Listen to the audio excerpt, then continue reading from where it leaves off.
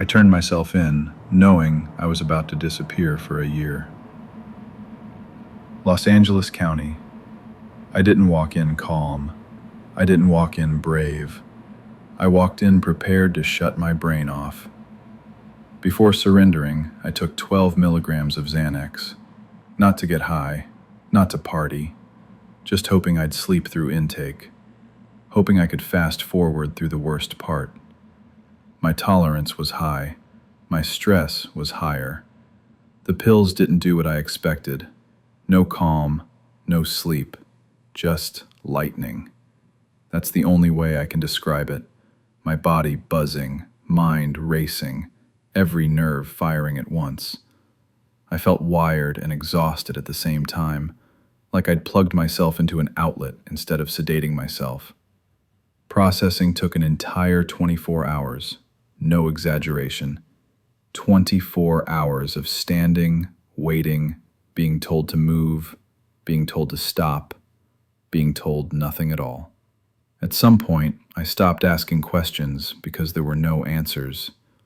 We slept on the floor of the intake room, a concrete floor, no pillow, no blanket, no sense of time. You'd close your eyes for what felt like minutes and wake up thinking hours had passed, or the other way around. People around me were slumped against walls, curled into themselves, staring at nothing. I ate sitting on the floor too, some tray shoved into my hands. Didn't matter what it was. Hunger makes everything taste the same. By that point, I wasn't scared yet. I was fascinated. I remember thinking how strange it was that my brain shifted into observer mode. Like I wasn't the one being processed. Like I was watching a documentary where I happened to be inside the frame. More than 30 hours after surrendering, they finally moved us. We were taken to a holding cell. About 12 guys, one toilet, no privacy, no explanations. You learn quickly not to look too long at anyone. You learn to take in information without reacting. Who talks too much? Who stays quiet? Who watches? We stayed there the rest of the day. Eventually, doors opened again. This time it was real housing, a dorm, 60 men, rows of bunks, my own bed, which felt like luxury after the floor. That's when the politics started. The moment we walked in, I knew something was different. On the other side of the door, they were waiting for us. Not officers, inmates. Each race had a representative, a guy whose job was to get you with the program. No yelling, no threats, just calm authority. This wasn't chaos. This was organization. The showers and toilets were in the back of the dorm. No cameras, no visibility from the officer's pod. Everyone knew what that meant. That's where problems were handled. There was a CO pod at the front overlooking the room, but even then, it was obvious who really ran things. There was a designated inmate called the house mouse, an orderly who worked directly with the guards, a middleman, a bridge between two worlds that didn't fully trust each other. One TV. That was it. Guys made pruno. Guys hung out. Small beef started and got squashed just as fast. And through all of it, I stayed wired. Calm on the outside, absolutely floored on the inside. I couldn't believe what I was watching. I wasn't panicking. I wasn't shaking. I was absorbing everything. Like a journalist dropped into a system most people never see from the inside. Later that evening, the COs came in. They said if anyone was scared, they could PC out. Protective custody. About 12 people stood up and left. I didn't move. I wasn't scared. Honestly, this was better than any TV show or movie I had ever seen. Then the lights went out. And that's when the truly bizarre shit started. When the lights went out, the room didn't go quiet. Not immediately. There was this strange in-between moment, like everyone was waiting for permission to exist differently. Voices dropped, movements slowed. You could feel a shift in the air, like the dorm had crossed some invisible line.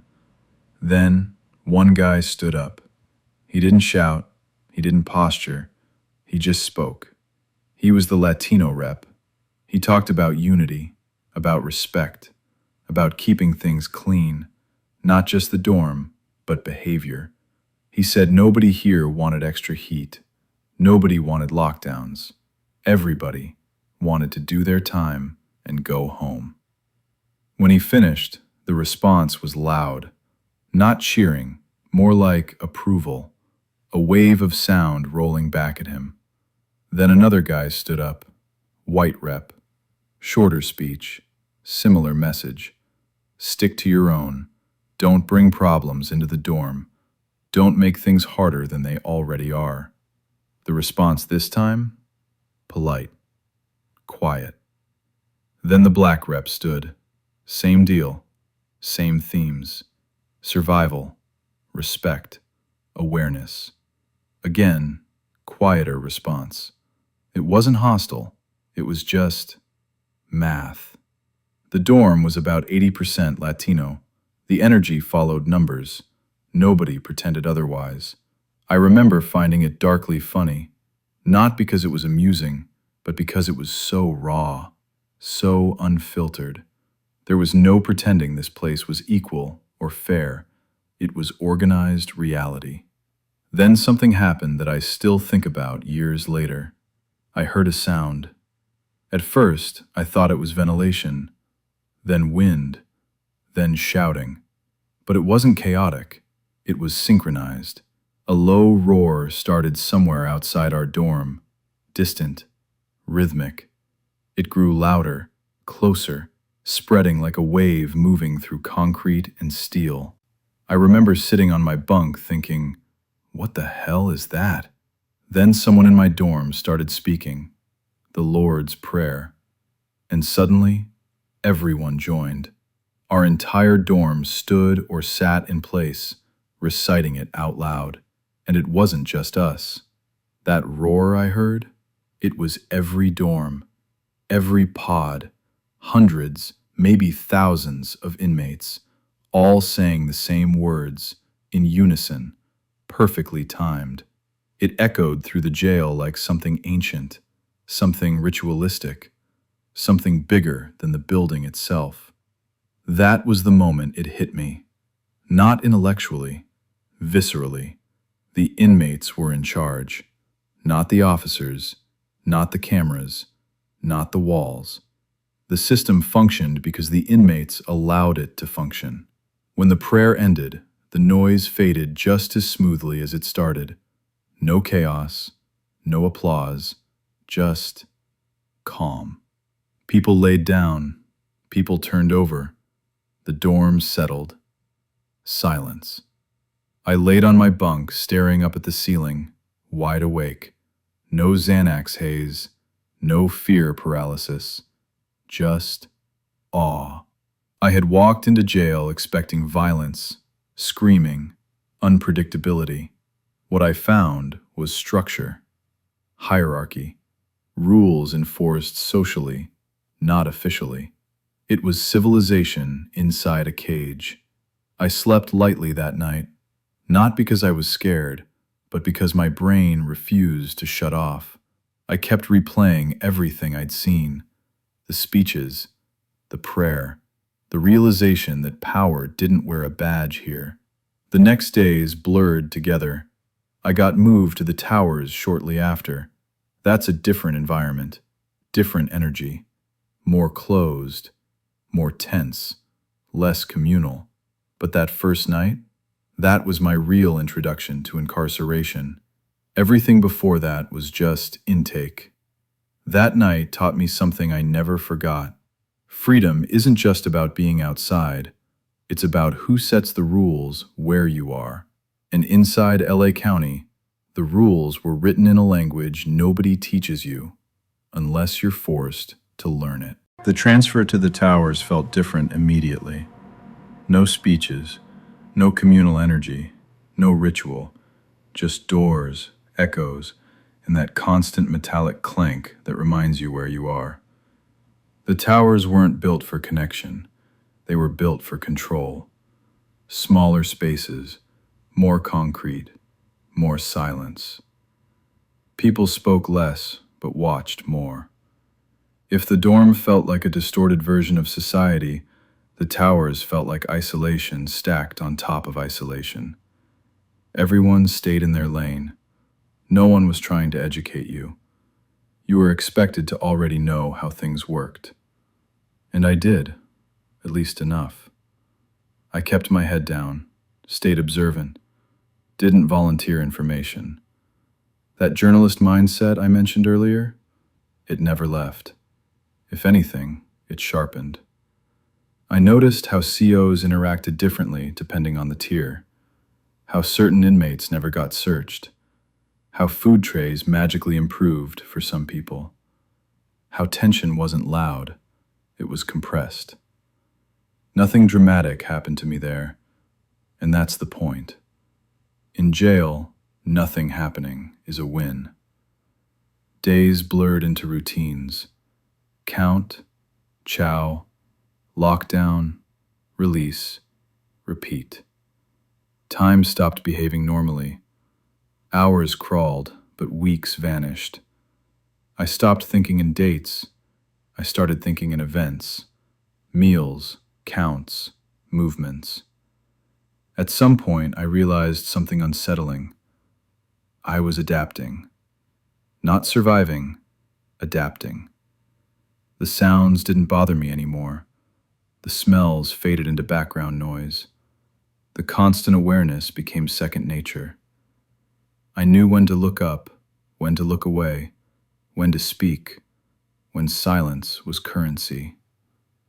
That scared me more than anything else, because it meant this place could change you, quietly. I thought back to the intake room, the floor sleeping, the 12-man holding cell, the speeches, the prayer. All of it felt like a lifetime ago, even though it had only been days.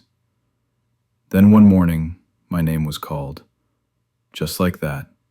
No build-up, no ceremony. You're leaving. Paperwork, property, signatures.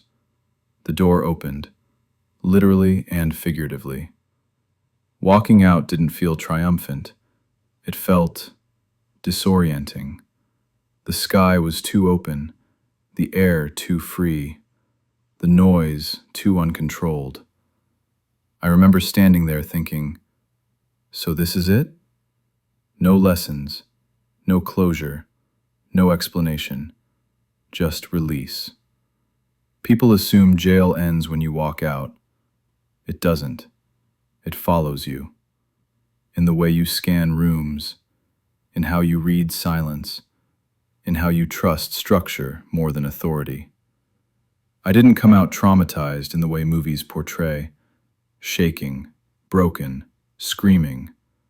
I came out aware, painfully aware of how thin the line is between order and chaos, between freedom and routine, between who you think runs things and who actually does.